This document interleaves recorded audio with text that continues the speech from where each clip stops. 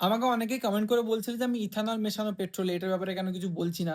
মানে এই E20, E30, E85, E100 এবার আসতে চলেছে। তো সেসব নিয়ে কিছু বলছি না। আরে দেখো ব্যাপারটা নিয়ে স্টাডি করছিলাম ভালো করে, ঠিক আছে?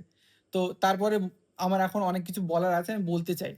এই ক্ষেত্রে নীতিন গাডকারি যেটা করছে, যে তাড়াহুড়োটা দেখাচ্ছে, সেটা ভুল। কিন্তু এর মধ্যে কিছুটা ঠিক পার্টও আছে। তো পুরোটা এক্সপ্লেন করছি দেখো। তো এই মুহূর্তে E20টা হচ্ছে ম্যান্ডেট, ঠিক আছে? যে নর্মাল পেট্রোলটা আমরা কিনি এখন, সেই পেট্রোলটার মধ্যে 20% ইথানল মেশানো হবেই। যেটা ওই ধরে নাও 114 টাকার আশপাশ চলছে।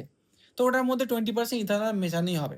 আচ্ছা, অনেক জায়গাতে XP95, যেখানে 95% পেট্রোল থেকে 5% ইথানল, মানে E5 যেটা, ওই পেট্রোলটা অনেক জায়গায় পাওয়া যায়, বাট ওটার কস্ট প্রায় 123-24 মতো যাচ্ছে।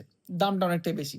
আচ্ছা, এরপরে অনেক জায়গাতে E20 থেকে E30-র মধ্যে, যেমন E22, E25, E27, E30, এই সবেরও সাপ্লাই কিন্তু আসছে আস্তে আস্তে। আর এটাকে এখনো ইন্ডিয়াতে পুরোপুরিভাবে স্টার্ট করেনি, বাট ওটা আসবে। এরপর E85ও আছে, E100ও আসবে। E100টার পারমিশন পেয়েছে, E100 এখনো কোথাও পাওয়া যাচ্ছে না। কিন্তু গাড়ির যে কোম্পানিগুলো, তারা অলরেডি অর্ডার পেয়ে গেছে যে তোমরা, মানে ওরা এখন E100-এর সাথে কম্প্যাটিবল গাড়ির ইঞ্জিন ওরা বানাতে পারে, ঠিক আছে? তো E100ও আসবে। বাট যেটা সমস্যা হচ্ছে দেখো, E20 অবধি ম্যান্ডেট করেছিল, মানে ম্যান্ডেট মানে ওটা একদম হবেই হবে। তো E20-র উপরে গাড়ির কোম্পানিগুলো ফোকাস করে E20 কমপ্লায়েন্ট গাড়িগুলো বানাচ্ছিল। বাট যদি E30 অবধি ম্যান্ডেট হয়ে যায়, মানে E22, E25, E27 বা E30, এগুলো যদি ম্যান্ডেট হয়ে যায়, তাহলে কিন্তু সর্বনাশ হয়ে যাবে।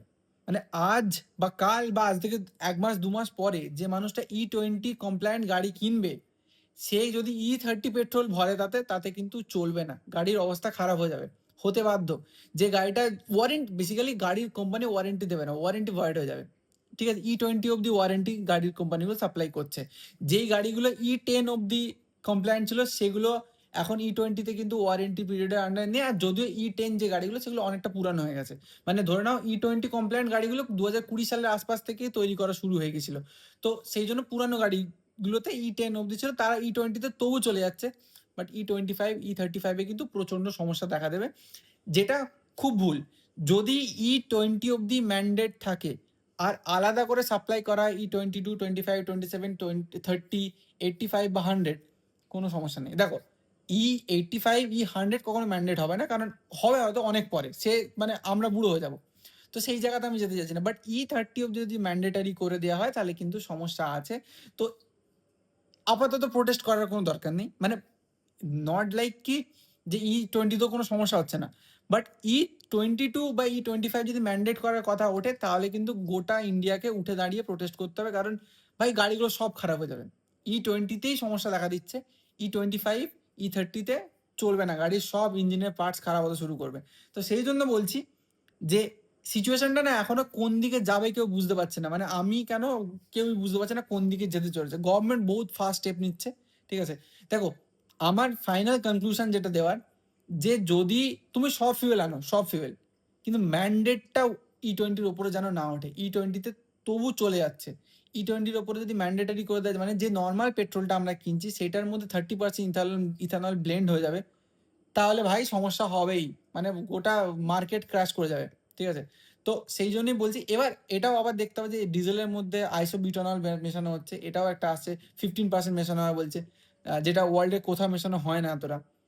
তো সেই জন্য ওইটাতে কিরকম রিভিউ আসে, যারা চালাবে তারা বুঝতে পারবে। তো আমি তো চালাচ্ছি, মাইলেজ ড্রপ হয়েছে বা E20-তে। আগে তবু ঠিক ছিল, তবু রিলায়েন্সে পেট্রোল পাম্প থেকে তেল নিলে ওরা E10 দিচ্ছে, কোথাও কোথাও শুনছি E15 দিচ্ছে।